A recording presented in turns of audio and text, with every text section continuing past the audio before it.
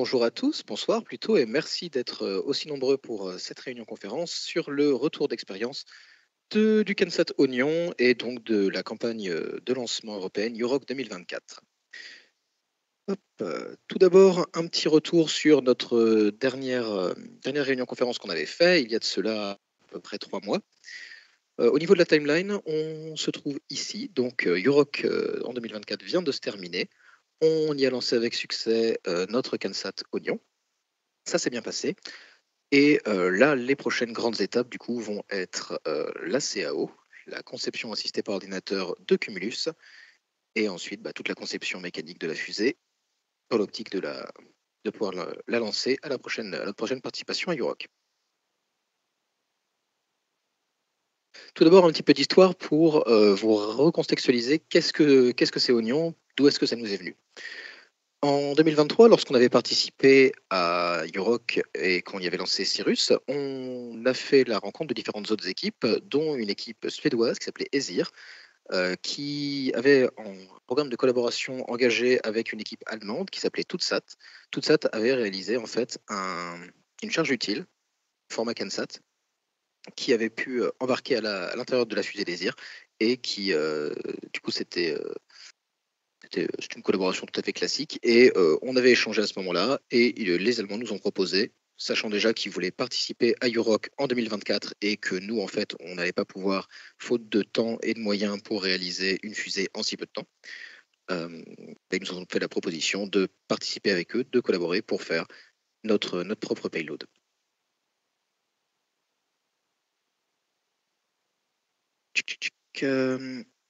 Hop, on va aller un peu plus rapidement.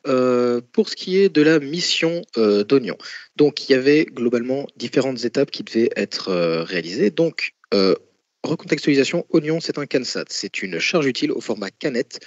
Alors, canette entre gros guillemets, c'est-à-dire que le format qu'on avait, le format CANSAT habituel, c'est, il me semble, 100 mm de hauteur pour 66 mm de diamètre. Là, pour Euroc 2024, on avait un CANSAT format 2U. Donc 2U, c'est 2 unités, c'est-à-dire 2 canettes empilées les unes sur les autres, ce qui nous fait un volume utile utilisable de 66 mm de diamètre par 200 mm de haut. Dans ce petit volume, quand même assez contraint, avec une forme qui a contraint nos choix de design, vous le verrez, on a décidé de mettre plusieurs expériences à l'intérieur. Globalement, en utilisant le retour d'expérience qu'on avait de Cyrus en 2023, on s'est dit que ce qu'il nous fallait, c'était un ordinateur de vol performant. Donc, on a décidé d'y mettre différentes expériences. Premièrement, on voulait pouvoir connaître la position de la fusée de manière assez précise et surtout assez sûre. Donc, on a implémenté différentes choses à l'intérieur. Premièrement, des accéléromètres, des gyromètres, un fixe GPS, et l'idée c'était à terme de faire de la fusion de capteurs pour essayer d'obtenir une position extrêmement précise, parce que la fusée ça bouge vite, et comme vous le savez sans doute, les différents capteurs accéléro, gyro, tout ça, les centrales inertielles en fait ont très vite tendance à dériver. Donc tout l'intérêt du fixe GPS pour le recaler, et aussi du coup des magnétomètres pour recaler le gyro. Du coup, une petite chronologie un peu de la mission d'Oignon en général. Donc, elle avait plusieurs modes voulus en tout cas. Le premier mode, c'était l'attente en rampe. Elle devait être en sommeil, donc consommer extrêmement peu d'énergie et attendre un signal de réveil. Une fois qu'on la réveille, quelques instants avant le décollage, elle se met à envoyer à un rythme plus soutenu des données à la station sol. Pendant l'ascension, elle envoie des données en très haut débit, et ça nous permet de faire de façon déportée de la trajectographie pour essayer de prédire où va réatterrir la fusée. L'objectif étant, je le rappelle, d'améliorer ce qui avait beaucoup pêché avec Cyrus, c'est-à-dire la phase de récupération. À l'apogée, on envoie simplement un signal qui dit qu'on a détecté correctement l'apogée, puisque à quoi nous servirait un ordinateur de vol si on ne peut pas détecter l'apogée et donc déclencher le parachute? Assez peu de choses en soi. Donc c'est un élément assez important. La détection du signal d'apogée sur Oignon devait se faire exclusivement par baromètre. C'est-à-dire qu'on on n'a pas encore implémenté une fonction qui nous permet de détecter qu'on est en train de redescendre en fonction de la position. Pour nous, c'est pas assez précis. Pendant la phase de descente, on envoie toujours des données en très haut débit et on poursuit la trajectographie. Ensuite, on essaye de détecter, si possible, l'ouverture du parachute principal. La façon dont on le détecte, en fait, c'est une baisse et une diminution du taux de réaugmentation de la pression. Voilà, essayer de visualiser ça un petit peu. C'est quelques circonvolutions. Globalement, la façon dont ça fonctionne, c'est avec le baromètre, on a la pression en instantané. Si jamais on fait comment ça dit en français, une moyenne roulante, une moyenne glissante, voilà. Si on fait une moyenne glissante, on a globalement un taux d'évolution de la pression. Et si jamais on a un taux qui est relativement constant, c'est qu'on est en descente sous parachute. Si jamais on a un taux qui augmente de plus en plus, c'est probablement qu'on est en balistique. Et si jamais on a d'un coup un changement de taux qui reste stable, c'est qu'on a détecté un élément qui a freiné la fusée en plus.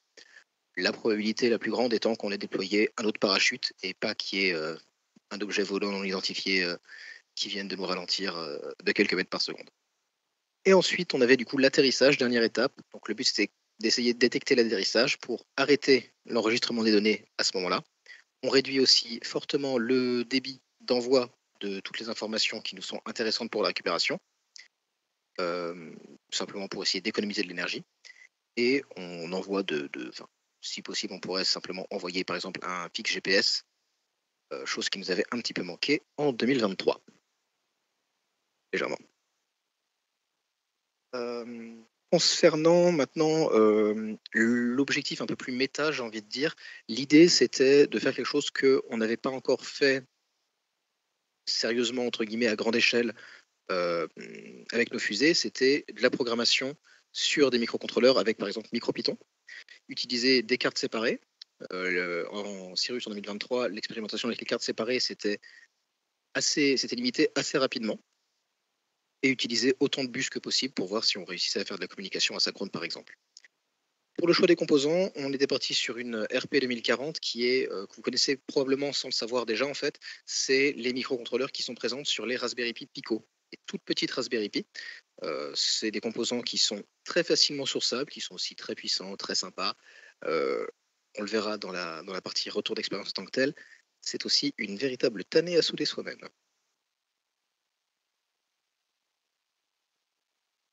Voilà, alors du coup, un petit récapitulatif de l'architecture système telle qu'elle était. Donc, globalement, pour le décoder, vous voyez, on a au global 6 cartes. Les cartes sont représentées par des rectangles au bord arrondi, orange ou jaune, avec leur nom bien inscrit dessus. Donc, le séquenceur altimétrique, la télémesure, la trajectographie faible latence, la liaison montante, la station sol et l'ordinateur de vol en tant que tel. Le principe de fonctionnement est somme toute relativement direct en fait, c'est tous les modules, toutes les cartes sont des modules qui vont se connecter à l'ordinateur de vol, à l'exception bien sûr de la station sol qui par essence va être au sol, pas partir avec la fusée, sinon c'est qu'on a un peu merdé quelque part, et communiquer en liaison LoRa. On verra aussi les quelques déboires qu'on a eu à ce côté-là, mais bon. Principe de fonctionnement du séquenceur altimétrique, du coup, c'est effectivement ce dont je vous parlais pour détecter l'apogée. Pourquoi ce séquenceur altimétrique? Parce qu'en fait, on va détecter, en fonction de l'altitude, on va se mettre dans différentes séquences. Donc, est-ce qu'on a décollé? Ça, on peut le détecter avec la pression. Est-ce qu'on a atteint l'apogée? Est-ce qu'on est en train de redescendre? Est-ce qu'on a atterri? Séquenceur altimétrique, ça vient de là. C'est une carte qui est un petit peu particulière puisqu'elle est entièrement séparée, entre guillemets, du reste du système. Elle n'y communique qu'à travers un GPIO qui va indiquer globalement, là on a atteint l'apogée, là on a décollé, là on a atterri. Ensuite, la trajectographie faible latence. Alors pourquoi faible latence et pas temps réel? Les mots sont choisis avec soin. Globalement, c'est vu qu'en fait on déporte tout le calcul de trajectographie à la station sol, on ne peut pas dire vraiment qu'on fait du temps réel, ça n'aurait pas de sens. Donc on essaye on essaierait en fait de refaire le trajectoire de la fusée avec un delta de quelques secondes. Ça facilite grandement le travail, surtout quand on est avec un Kensat 2U qui est quand même un volume très très restreint. Pour la partie télémesure, du coup, l'idée c'est d'enregistrer à la fois toutes les données qu'on a à l'intérieur qu'on agglomère de tous les composants et de l'envoyer le plus vite possible à la station sol. L'idée étant d'essayer de maximiser les chances qu'on récupère au moins un petit peu de données, puisque du coup, Si jamais la télémétrie foire, bah, au moins on a les données à bord. Et si jamais l'enregistrement des données à bord foire parce que, je sais pas, la fusée retombe un petit peu trop vite ou autre chose, au moins on a une chance de les récupérer pendant le vol avec la télémétrie. Dernier module qui est assez étonnant en fait, surtout pour des clubs français, c'est la liaison montante. La seule autre campagne grande envergure entre guillemets en France que l'on a pour lancer des fusées, c'est le Seaspace et les liaisons montantes sont assez encadrées, voire plutôt interdites. Et là, globalement, à Uroc, on peut. Donc c'était rien de très, très terrible. Globalement, l'idée c'était de pouvoir envoyer un signal de réveil au CANSAT pour lui dire bah là on sait qu'on va partir dans 10-15 minutes, donc tu te réveilles, tu fais tes check-up et tu te prépares. Et enfin la station sol que pour la campagne on avait en redondance, qui du coup se chargeait simplement d'envoyer les informations de réveil le cas échéant et récupérer toutes les données que pouvait nous envoyer le CANSAT. Est-ce que j'oublie quelque chose? Je suis pas certain. Donc maintenant pour la partie qui nous intéresse un petit peu plus, maintenant que la campagne est terminée, ça va être quelles leçons en fait on va pouvoir en tirer de cette campagne, de ce projet en général. Déjà, alors c'est un peu bête à dire, mais il faut réaliser plus de tests en amont. Voilà, non mais on ouvre les hostilités directement. Globalement, par manque de temps, il faudra que je nuance un petit peu ce propos, par manque de temps, on n'a pas eu tout le loisir de faire des tests cadrés, prévus, avec le protocole bien rédigé, revu entre nous par l'équipe. Et ça nous a beaucoup impacté sur le moment de la campagne, puisque du coup, les différentes défaillances qu'on a identifiées sur place, c'est assez terrible, mais globalement, c'est vraiment des problèmes dont on aurait pu se prémunir en ayant, allez, trois jours de plus peut-être pour travailler en amont, en encadrant des tests, des tests X ou Y à gauche, à droite, comme ça. Donc l'idée pour la prochaine fois, ça va être de vraiment avoir une démarche très scientifique, même si on est ingénieur, je sais, ça choque, de vraiment documenter le protocole, expliquer quels sont les modes de défaillance, faire une AMDEC si jamais on est vraiment, si on est vraiment riche de temps. Voilà, donc ça c'est pour toute la partie test, globalement.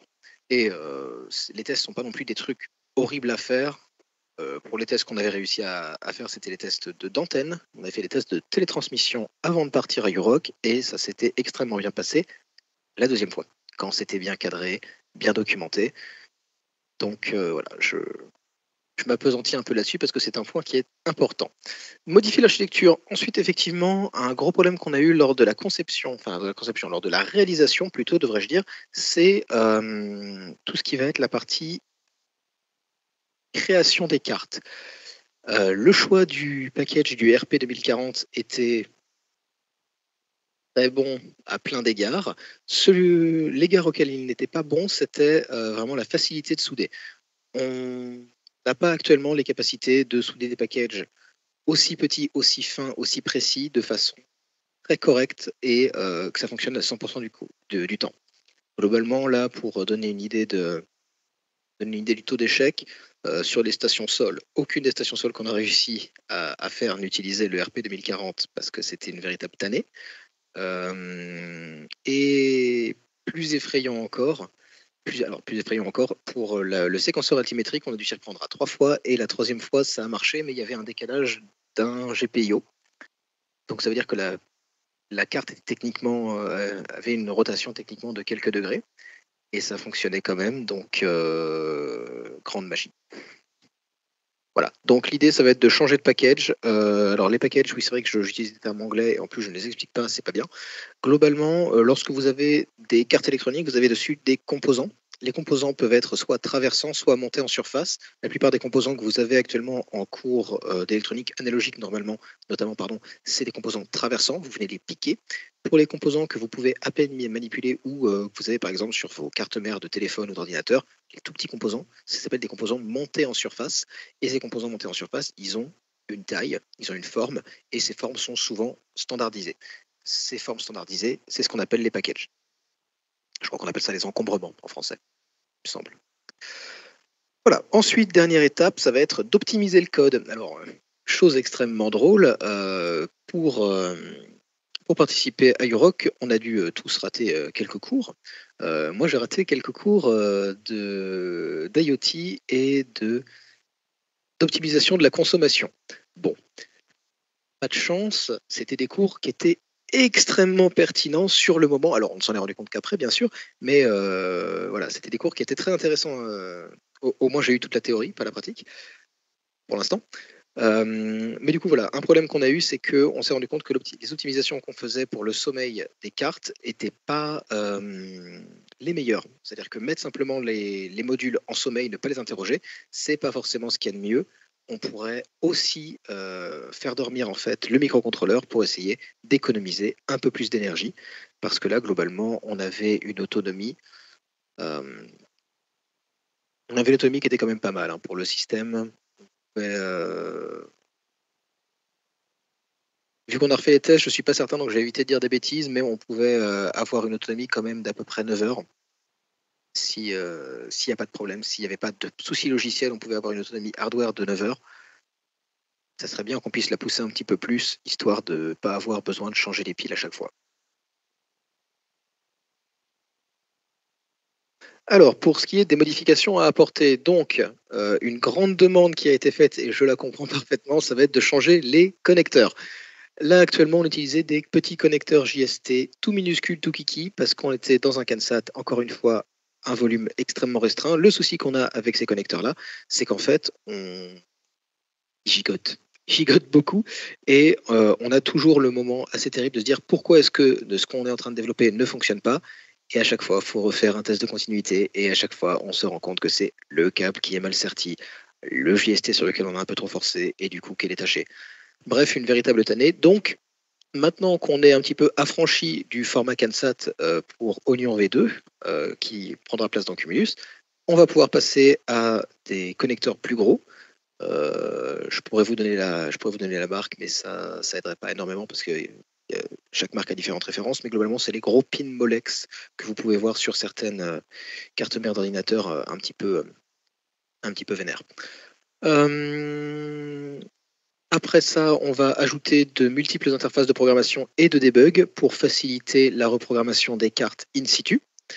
L'idée, c'est globalement, si jamais on doit reprogrammer les cartes, qu'on n'ait pas besoin de tout désintégrer, le CAN-SAT ou l'ordinateur de vol, qu'on puisse simplement venir brancher un câble dessus, ou dans le pire des cas, simplement connecter 2 pins à des pins de debug pour pouvoir automatiser un petit peu le process et éviter de devoir faire attendre.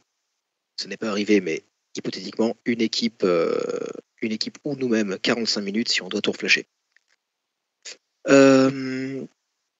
Ensuite, on va utiliser du coup des IC spécialisés, donc ça fait le lien avec le changement de package. En fait, on va probablement passer des RP 2040 à des cartes de chez STM, probablement.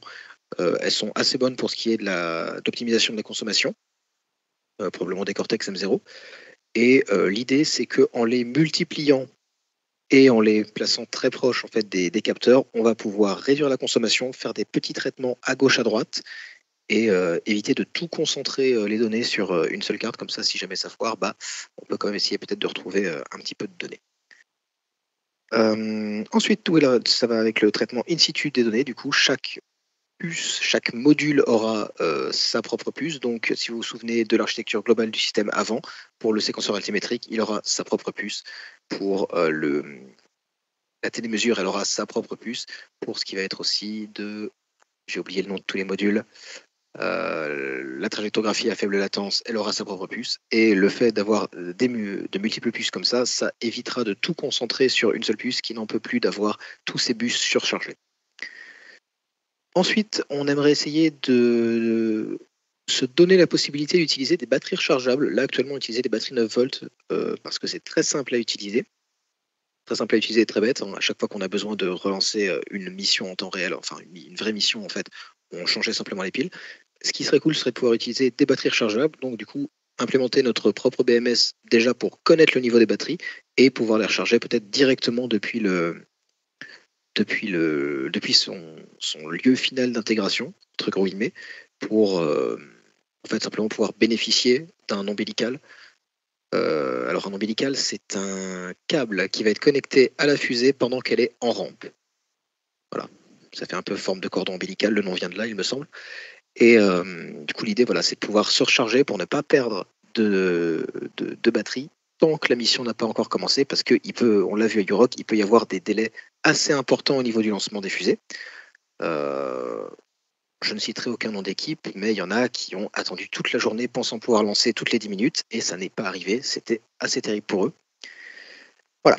Ensuite, dans l'optique aussi de limiter les modes de défaillance, plutôt que de faire toute une flopée de PCB que l'on va intégrer ensuite et relier avec des connecteurs, on va essayer d'en faire un seul. L'avantage d'Oignon V1, c'était qu'on avait une forte modularité, donc chacun pouvait avoir sa carte, chacun pouvait travailler chez soi. Là, maintenant que cette partie prototypage est terminée, on va tout rassembler sur un seul PCB. Et l'idée quand même pour garder cet aspect modulaire, c'est qu'en fait chaque module va être techniquement développé en solo, puis aggloméré sur une seule carte. L'avantage qu'on aura, c'est qu'on supprime tous les besoins de petites connectiques un peu compliquées entre les modules. Il faudra toujours faire attention à la pédance et des trucs comme ça, mais là je fais confiance à l'équipe. Maintenant, du coup, si vous vous souvenez, si vous avez surtout assisté à la première conférence qu'on avait faite, on avait présenté les 4 grands pôles, structure, avionique, expérience et logistique, avec différents chantiers, grands chantiers par pôle. Et là, du coup, j'ai décidé de vous les représenter encore une fois. Donc, pour rappel, on avait pour le pôle structure la transparence électromagnétique, l'hybridation treillis porteur peau porteuse, le train d'aileron monolithique. Pour le pôle avionique, la réalisation d'un ordinateur de vol, la réalisation des parachutes et d'un plan B, et la réalisation du système d'éjection de la coiffe. Pour le pôle expérience, on avait les caméras embarquées, les smart tubes et les collaborations avec d'autres équipes. Et pour le pôle logistique, le déplacement de l'équipe et du matériel, l'hébergement et la communication. Les points que je vous ai rassemblés, enfin que je vous ai fait grossir par rapport aux autres, c'est les points qui ont le plus avancé grâce à ce projet. Donc tout d'abord, je vais commencer par la logistique. Pour ce qui est de la logistique, on a bien appris du Ritex de Cirrus 2023, de Yurok 2023 en fait. Le voyage s'est fait sans encombre. L'équipe et le matériel est arrivé à bon port sans pneus crevés. Et l'hébergement avait été bien réservé comme il fallait avant. On est arrivé, il y avait bien quelque chose qui existait et qui nous attendait. L'équipe a été très heureuse de ça. Pour ce qui est ensuite du pôle avionique, c'est l'ordinateur de vol, c'est la réalisation de l'ordinateur de vol en fait, tout l'objectif du projet qui est le plus avancé. Et pour cette partie-là, je vais confier la parole à Pierre qui va rentrer plus dans les détails. Merci Anatole. Donc au niveau de l'ordinateur de vol, moi je m'occupais surtout de la partie communication, télécommunication. Oui, je n'étais pas assez près du micro. Basiquement, on avait une liaison montante et, comme vous avez vu plus tôt, une station sol qui communiquait avec une carte de communication derrière qui envoyait les données directement à la station sol. Basiquement, au niveau la communication, sur les tests, ça avait bien fonctionné. C'est-à-dire qu'on pouvait aller jusqu'à 3 km, tout fonctionnait bien. Le jour même, il y a eu une période de temps durant laquelle on a pu recevoir et une période de temps où on n'a pas exactement reçu. Les hypothèses sur le fait qu'on n'ait pas reçu sont un peu liées à structure de la fusée Frodo-M directement, car d'autres clubs eux-mêmes n'ont pas pu recevoir non plus. Malgré ceci, on se rend compte aussi qu'il y avait un problème sur la liaison montante, où c'est un problème qu'on a vu pendant les tests et c'est un problème qu'on a vu après aussi. On ne pouvait pas émettre à la liaison montante pour pouvoir, au-delà de 100 mètres, pour pouvoir la réveiller. Pour remédier à ça, ce qu'on a dû faire, c'est qu'en fait, on a dû brancher l'antenne qui servait de base à la réception à l'émission afin de réveiller la liaison montante, car en fait, l'émission, sur les petites antennes qu'on avait, elle n'était pas suffisante. Donc, on a plusieurs vecteurs d'amélioration au niveau de ça, notamment l'antenne, mais aussi s'imaginer que la liaison montante puisse faire plus de choses parce que on pouvait être amené aussi à changer les fréquences à des moments. Les plages ont tendance à bouger sur un événement comme ça parce que c'est des plages attribuées à chacun des clubs et à un moment on peut nous dire voilà, votre plage elle est pas bonne parce que tel club en a plus besoin que vous. est-ce que vous pouvez changer de plage? Et auquel cas on dit ah oui, voilà, on change la plage. Donc une reprogrammation qui se fait à distance serait à envisager aussi sur l'ordinateur de vol grâce à la liaison montante. Sur le reste du développement de l'ordinateur de vol, la plupart des choses se sont bien passées. On a pu recevoir pas mal de données qui sont utilisables pour l'analyse, mais certaines des données qu'on aurait pu stocker, on n'a pas pu exactement stocker pour des problèmes logiciels qui ont été parlé de plus tôt.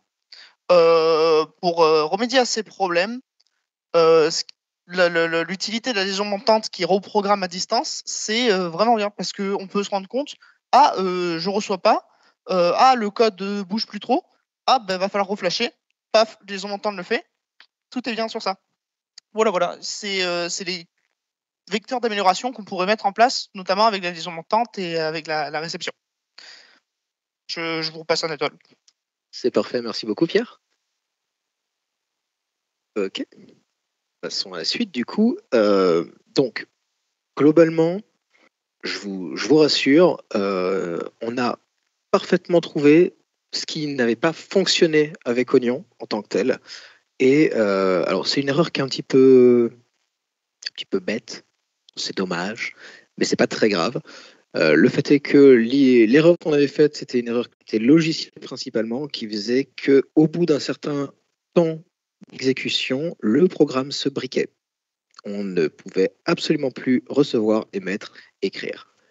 C'est dommage, mais bonne nouvelle, on a très rapidement identifié d'où venait le souci, c'est corrigé, on a fait des tests, et force est de constater que ça fonctionne très bien. Donc, malgré le fait qu'on n'ait pas toutes les données que l'on aurait pu espérer avoir et qu'on était vraiment à un cheveu d'avoir, le projet Oignon reste malgré tout un succès. Pour ce qui est maintenant de la prochaine étape, entre guillemets, je vous rappelle un petit peu encore des rappels à la conférence de la dernière fois. Je rappelle que Oignon, c'était la toute première étape du projet Cumulus. Le projet Cumulus qui s'inscrit dans le programme Cirrus. Ouais, c'est beaucoup de noms. Programme Cirrus, je le rappelle, programme de recherche et de développement étudiant ayant pour but l'élaboration, la conception, la réalisation et l'opération d'une fusée capable de réatterrir sans parachute. Voilà. Pas forcément de façon verticale, mais en tout cas sans parachute. En un seul morceau, bien sûr. Ouais, je les vois venir. Donc, première étape, c'était la réalisation de l'ordinateur de vol, Oignon, et la conception citée par ordinateur, la CAO, de cette fusée. Donc là, je vous ai remis la même plaque que la dernière fois pour que vous puissiez la lire. Globalement, Oignon, maintenant, entre guillemets, c'est fait. Il n'y a plus qu'à peaufiner, améliorer, itérer. Mais la partie qui va devenir maintenant très importante, critique même, c'est la CAO. Suite à quoi, ou devrais-je dire en parallèle de quoi, si la CAO ne vous intéresse pas et que vous avez quand même envie de participer à Cumulus, vous avez aussi le choix de venir nous aider avec la mécanique, donc tout ce qui va être la réalisation et les expériences qu'on compte embarquer à l'intérieur. Je rappelle, l'idée, c'est que Cirrus, c'était un très bon démonstrateur d'architecture de fusée, vraiment, mais il nous manquait, en tout cas c'est un sentiment qu'on a eu, c'est qu'il nous manquait une plus-value scientifique intéressante en plus à apporter à cette fusée. Donc l'idée, c'est vraiment de la bourrer de capteurs d'expérience. Qu'elle soit bête ou pas, on s'en fiche. L'intérêt, c'est qu'on récupère des informations intéressantes qu'on ne pourrait pas avoir autrement. La fusée à réaliser en soi, c'est intéressant, mais ça n'est qu'un vecteur de test. Tout ce qu'on met à l'intérieur, c'est intéressant, c'est de la plus-value. Donc voilà, si jamais la CAO ne vous intéresse pas, vous pouvez nous aider avec directement la mécanique, si vous êtes plus pratique, ou l'élaboration d'expériences. L'idée étant que le pôle expérience et le pôle mécanique vont faire la navette un peu entre leurs idées pour que chacun puisse s'adapter en fonction de l'autre. Comme je disais, la fusée, c'est un vecteur de test, donc ça serait dommage que le vecteur de test ne soit pas adapté au test qu'on veut faire. Voilà. Ceci va donc conclure cette première phase de la présentation de notre conférence. Est-ce que vous avez des questions ?